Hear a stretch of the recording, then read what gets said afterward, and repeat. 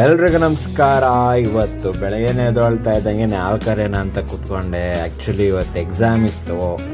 So ಎಲ್ಲ ಬೇಗ ಕೆಲಸ ಮುಗಿಸ್ಬೇಕು ಅಂತ ಅಲ್ಲ, ಹಾಲೆಲ್ಲ ಕರೆದು ಹಸುಗಳಿಗೆಲ್ಲ ಮೇವು ಹಾಕಿ ನಾನು ಸೀದಾ ಮುಖ ಎಲ್ಲ ತೊಳ್ಕೊಂಡು ಕ್ಲೀನಾಗಿ ಹಾಲು ಕುಡಿಯೋಣ ಅಂತ ಹೊರಟೆ. ಹಾಲು ಕುಡ್ದಿಲ್ಲ ಅಂದರೆ ನನ್ನ ದಿನ ಶುರುವಾಗಲ್ಲ.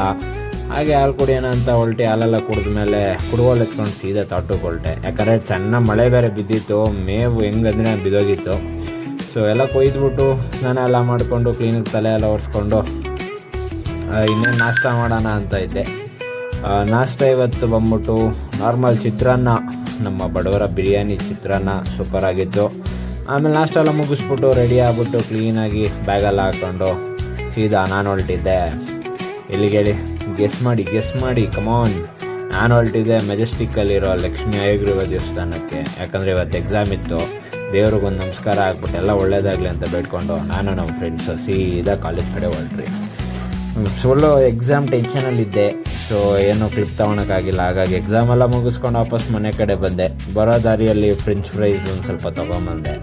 ಅದೇ ಇವತ್ತಿನ ಸ್ನ್ಯಾಕ್ಸು ತಿನ್ಕೊಂಡು ಮಜಾ ಮಾಡ್ಕೊಂಡಿದ್ದೆ.